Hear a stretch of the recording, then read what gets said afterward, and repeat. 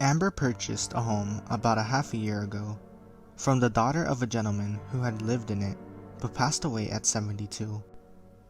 "It was a nice place for me to grow up," his daughter told Amber. "We moved around for quite a while when I was a kid."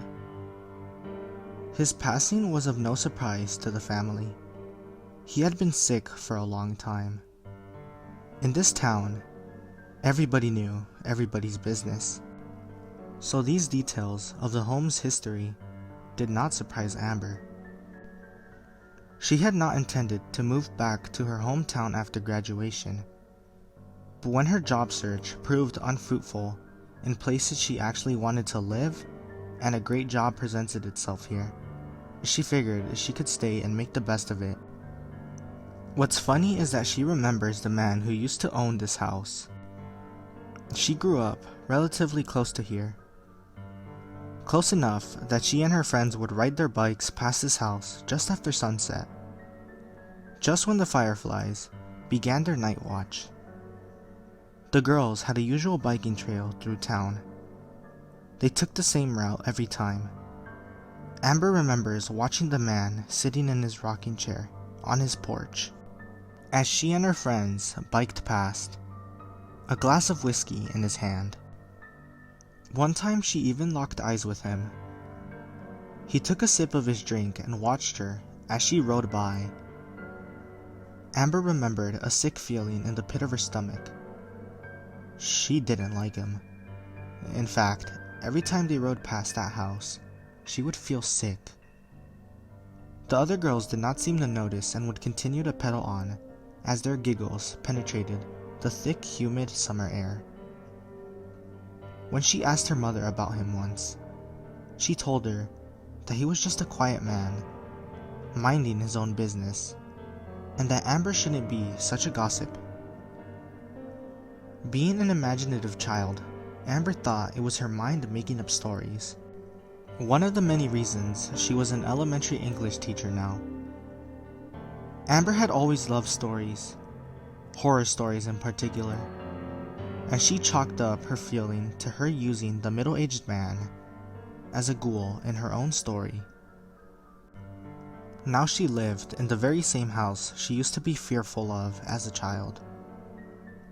Amber thought it an interesting turn of events.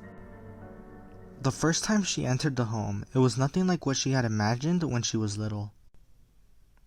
As a child, she imagined a dusty old house with cracks and creaks everywhere. She imagined hundreds of pictures of people adorning the walls, pictures that the man took without them knowing. She imagined dust and filth hugging every surface and a smell of mildew and whiskey hanging in the air. In reality, it was a modern open concept ranch with original hardwood floors, very charming. There was one remnant from the 1970s. The wall in the living room had a fireplace that could be seen on both sides. Amber thought it was a nice touch. The first day at the house was wonderful. Amber spent the daylight unpacking and decorating, but when the first sign of nightfall began, she had a strange feeling. Eeriness and darkness fell over the once cheerful home. My damn imagination, Amber cursed to herself. The odd thing was that her imagination was only acting up when she was near the bathroom. Every time she would walk past the darkened room, she would imagine a pair of dark, sad eyes on her. Once, she even thought she saw the glimmer of an eye in the darkness. Quickly, she turned on the lights to find that nothing was there. The leaky showerhead, once innocuous during the day, became a menacing, sinister drip at night. She imagined the droplets falling into a pool of blood. A sudden clarity in the murky crimson. This is ridiculous. I can't believe I still do this. I am an adult, for fuck's sake, Amber said to herself. She flipped on the soft light of the bathroom and decided to take a shower. She could wash away her imagination. Watch every dark thought pool and swirl down the drain, relieving her of these wild daydreams. She stepped into the crisp, white, clean shower and immediately backed into the hot stream. She felt the weight of the warm water gathering on top of her head, finally wetting her hair. The droplets fell down her back. All she could hear was the hiss and whine of the hot water traveling through the pipes, rushing out to greet her. Amber closed her eyes and allowed herself to finally relax. Backing into the shower even further, she felt the droplets close in around her face. She let out a breath, beads of water spraying from her lips. Her right foot slid back just slightly, and she felt something wet and slimy underneath it. Startled, she recoiled and jutted forward out of the stream and looked at the spot where she had just been. Coming out of the drain were long strands of auburn hair. Attached to the strands were clumps of mold and rot. These hairs had not been here before. She surely would have seen them. Amber crouched down and pulled on the rotten hairs from the drain. Something was keeping them stuck down there. As she pulled, the strands ripped but remained dancing in the flowing water that gathered around the opening. Amber stuck her finger in the dark space, feeling for the clog. She felt a thick mass of slimy hair. Wrapping her index finger around the clog, she pulled. Out of the drain came a large clump of the auburn hair, something thin and flexible in the middle of it. Amber spread open the clump to examine it. The clog reeked of wet and rot. She gagged slightly. Wrapped in between the vine-like tendrils was a human nail. Dark striations ran down it laterally. Disgusted, Amber quickly flung the moldy mass to the shower floor with a slap. The water danced and flowed over the clump, washing the mold and free strands of hair away, revealing the nail. It shook as the water droplets hit it, and eventually, it too slid past her feet and receded to the horrifying darkness of the drain where it had originally come from. Shaking, Amber turned off the shower. She stood at the sink and washed her hands, scrubbing under her nails. In the background of her scrubbing, she could hear the drip, drip, drip of the showerhead. After washing up, Amber turned out the lights of the bathroom. As she walked through the door frame, she felt a slight pull on the ends of her hair on the back of her head. All of the hairs on her body stood up on end. Someone was watching her. She could feel it. Slowly, she turned her head to look into the dark expanse of the bathroom. Nothing. In all of the horror stories, people acknowledge the ghost, and it makes things worse. Amber knew this, and just in case, she decided to believe that her long brown locks must have gotten caught on something. Once in bed, she curled up with a book she had been reading. As her eyes grew heavy, her grip on the book lessened.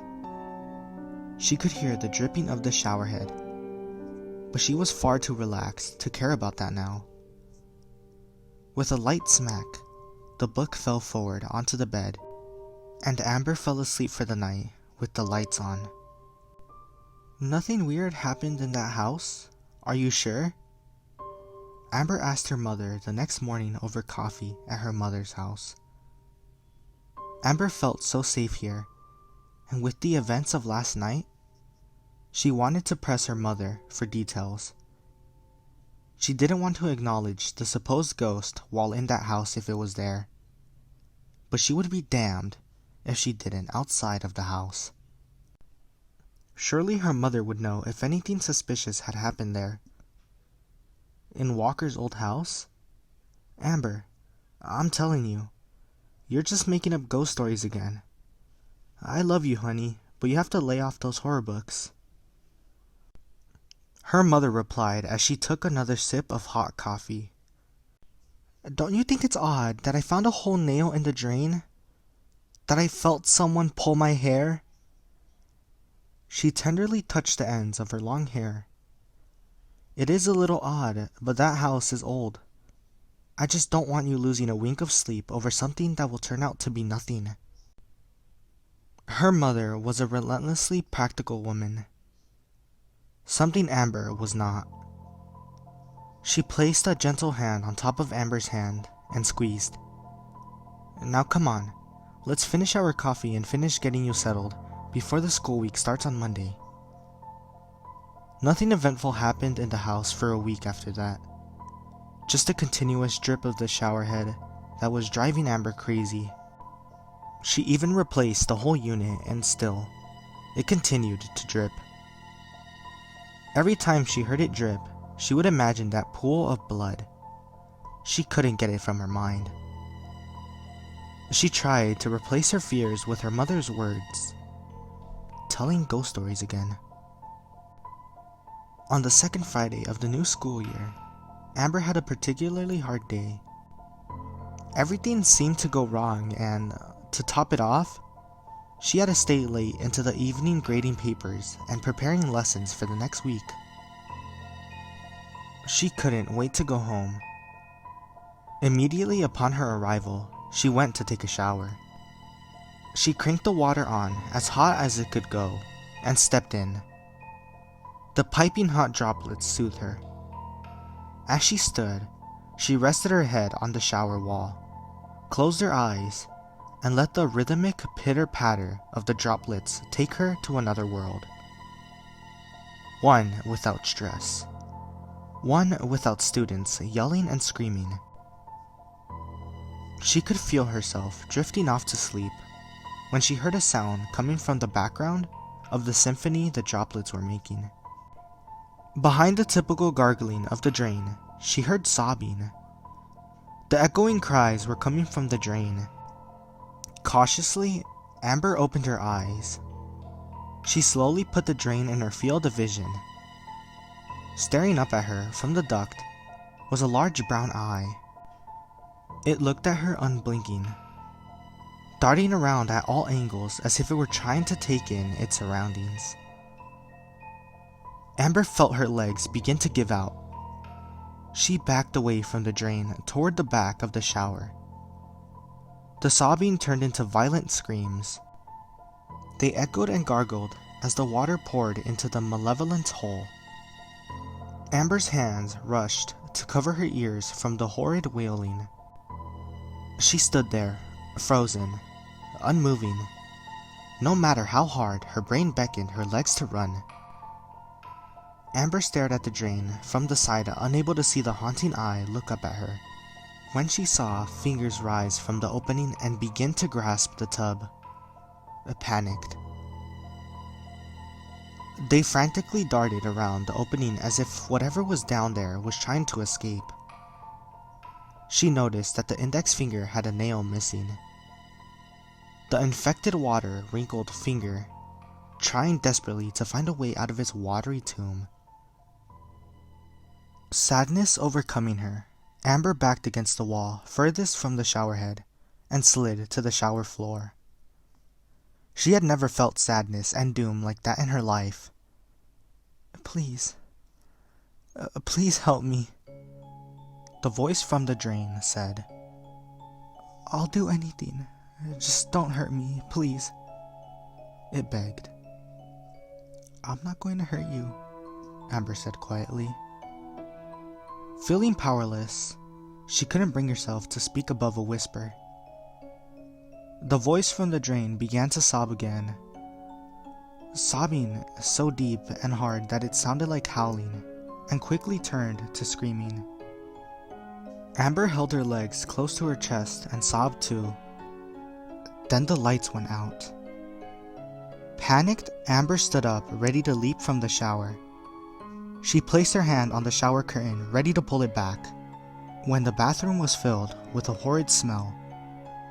It reeked of rot and death, so strongly that it stopped her in her tracks. Gagging and heaving, she gripped onto the shower curtain for balance. Her legs began to give out on her again as her feet tried to remain planted on the shower floor. She had to get out of there.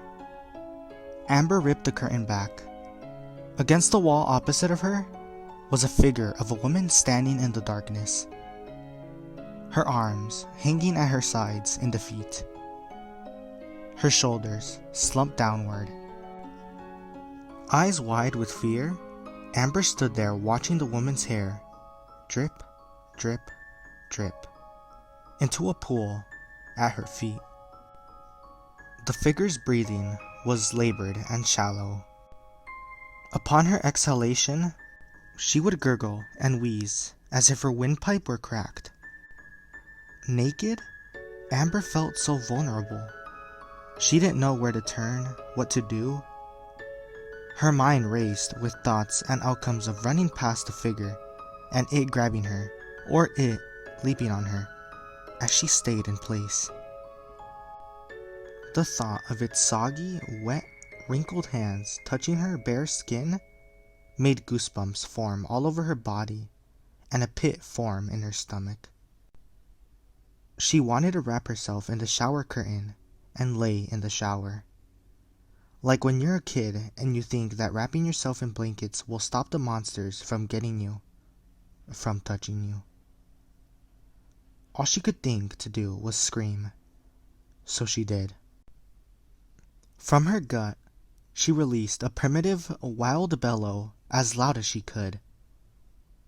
She kept screaming as the woman just stood there, dripping, haunting. She kept screaming until her throat became raw. Finally, someone knocked on her front door. Fortunately, her neighbor had been out on an evening walk with her dog and heard the screaming. The apparition disappeared and Amber ran out of the shower, grabbed a towel, and headed toward the door. Hair soaping wet, disheveled, and dripping, Amber answered the knocking. "Everything okay in there?" her neighbor Nancy asked as she peered around the house behind Amber. Nancy's old gold retriever, Todd, sniffed and licked Amber's hand. He too looked around the house behind Amber, finally fixating above her head. Todd's lip twitched with a snarl that was immediately replaced with whining as he laid down in submission. Amber swiped the air on top above her head, where Todd was staring, and felt nothing. I must have been dreaming. It's the second week of school, and I had a really hard day. And I must have fallen asleep in the shower and had a night terror. That's all. Sorry about that." Amber tried to smile with tears in her eyes. She felt like a prisoner in her own home. Someone was trying to save her from this thing, and she couldn't even muster the courage to tell her the truth. She knew she'd sound crazy. "You need to lay off those horror books." Her mother's words echoed in her mind. "That must have been one crazy dream. Well, if you insist that you're okay, you know, if you need anything, Harold and I are right next door," Nancy said skeptically as she motioned to her home. "Thanks so much," Amber replied. "Have a good night," Nancy said as she stood there awkwardly, not wanting to leave Amber alone again. Out of respect for Amber's words, despite the nagging, feeling something was wrong in her gut, Nancy turned around and headed back for the sidewalk leading to her house. Amber slowly shut the door, locking herself inside her own prison. Amber had a fitful sleep that night. Once shut inside her room, she tried to go to sleep. Visions of the woman played over and over in her head. Even with the door shut, she could still hear that incessant dripping of the shower head. Eventually, Her eyes grew heavy, and in the early hours of the morning, she finally fell asleep. She dreamt of Walker washing blood off of his hands. She dreamt of him staring at a hole in the bathroom floor, unmoving, smiling, the dripping of the showerhead playing over and over in her mind. At one point in the dream, she was looking up at Walker from the floorboards. He was mouthing something to her, but she couldn't hear what it was. As he spoke, his face would twitch and become distorted, his once blue eyes fully black and evil. She saw Walker lean toward her and trace a shape on her forehead with his thumb while he continued to mouth something. Then everything went black, as if she were buried in the floor. Amber woke up in a cold sweat, panting. She needed to find answers. There had been some answers in the house somewhere. Amber searched everywhere around the house for any sign, any clue. In her dream, she remembered Walker standing and staring at the bathroom floor, but when she went to the bathroom, there was nothing substantial. She could see a slight discoloration and a vote in the floor. The boards did squeak when she stepped on them, but there seemed to be no reason for alarm. The remainder of the day was uneventful, and that night Amber did not take a shower. She couldn't handle seeing the woman, at least not tonight. When she laid her head down that night, for a fleeting second, Amber felt normal, like she did before she moved into this place. She didn't feel haunted and terrified. She felt at peace, but her dreams were anything but peaceful. She saw visions of the woman standing, hair dripping just like before, but this time, she had the feeling she was trying to tell her something. In the dream, Amber and the woman were standing in the bathroom, just like the other night. She saw her standing in the dark across the room. The woman's legs began to shake, and she pulled at her long, dark, wet hair in frustration, letting out a scream. "What do you want from me?" Amber screamed back, equally as frustrated. The woman stopped. She lifted her arm and pointed toward the door of the bathroom. Amber could see the woman's hand from the light from the next room. She felt pity as she saw the sickly gray, wrinkled, and rotted finger pointing, wavering. Amber walked past the woman into the living room and saw Walker. He was sitting next to a woman with long auburn hair on the couch. It was the apparition. The two appeared to be around the same age. They were talking and having a drink. As she stood there, neither of them looked up or were startled by her presence. She was watching a memory. As the two sat on the couch chatting, Amber heard them talking about family. They laughed as they talked about shared childhood memories, stories about family pets, cousins, and general sibling mischief. Suddenly, the once vivacious woman looked pale and sickly. "Are you okay?" Walker asked. The woman gagged and placed her hand up to her mouth. She began to run to the bathroom, but fell to the floor midway there. Amber saw a sick grin spread across Walker's face, his clear blue eyes looking dark and glazed over. He stood up to walk over to his sister. He rolled her over onto her back, and she dizzily tried to pick up her head. Her eyes were barely open, but she remained steadfast in trying to look at him. "It'll all be over soon." He tenderly stroked her face. She tried to let out a scream, but failed as her head fell back to the floor. Walker placed his hands around her neck and squeezed. The dream flashed in sequences before her. In one sequence, she saw Walker standing at her bedroom closet holding a box in his hands. She got that same sick feeling that she used to get when she was a girl riding past his place.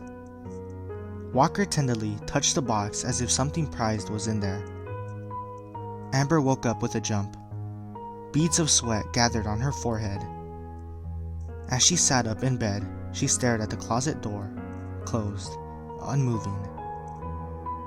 A flash of the dream dashed across her mind like an instant memory. Standing up out of bed, Amber slowly approached the closet door. The door opened with a squeak.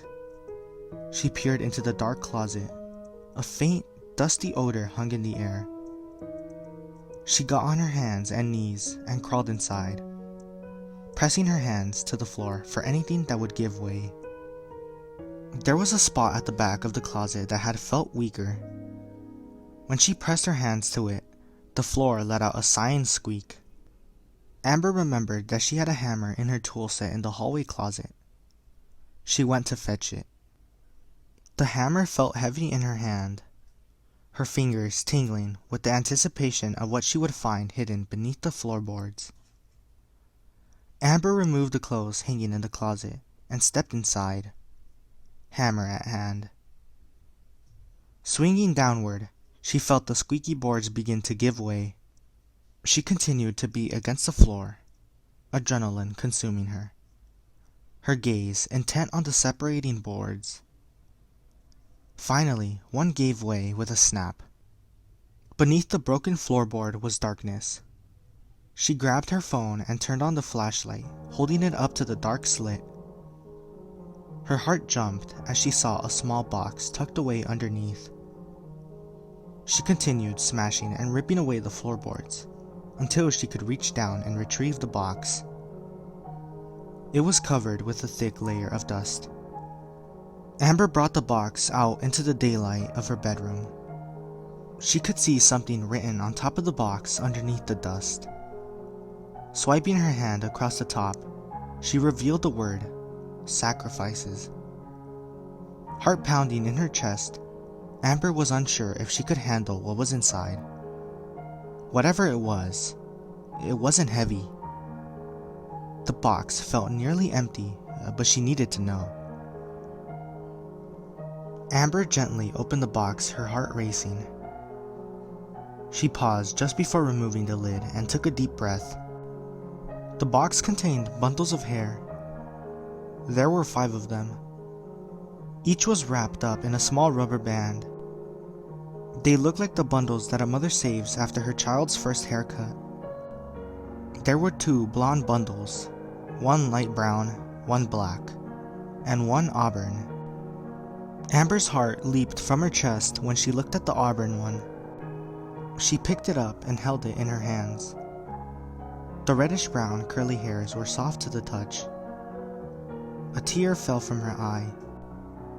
Why would he kill his own sister and sacrifice her to what exactly? Amber put the hair back in the box and set the box down on her bed. She grabbed her hammer and ran to the bathroom. She stood over the squeaky, slightly distorted floorboards that she looked at yesterday. The hammer felt heavy lifted above her head. She breathed heavily, knowing what she would find here. Knowing that she would find the body of the apparition she saw in the bathroom. The showerhead dripped, dripped, dripped, like a ticking clock waiting for her to discover the secret. Just as she was standing there, she heard a voice come from the drain. Amber looked into the shower where the voice was coming from. She saw gray lips pressed to the opening. "Help me," they said. Amber looked back down at the floorboards and swung downward. She kept swinging and swinging until she felt the boards give way. Kneeling on the floor, she pried the broken pieces off. "See me?" The voice from the drain screamed. Amber looked down and saw the skeleton of the woman.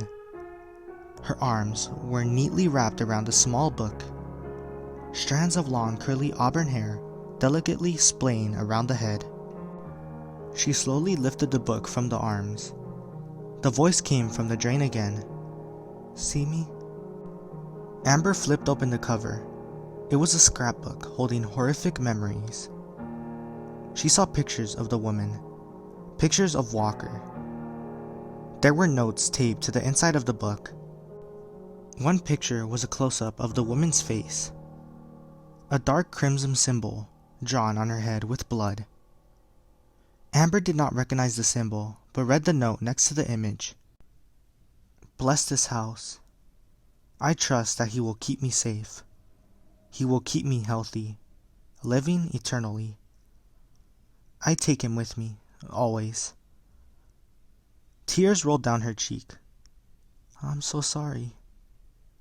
Just then, whispers and cries filled the room, coming from all around her.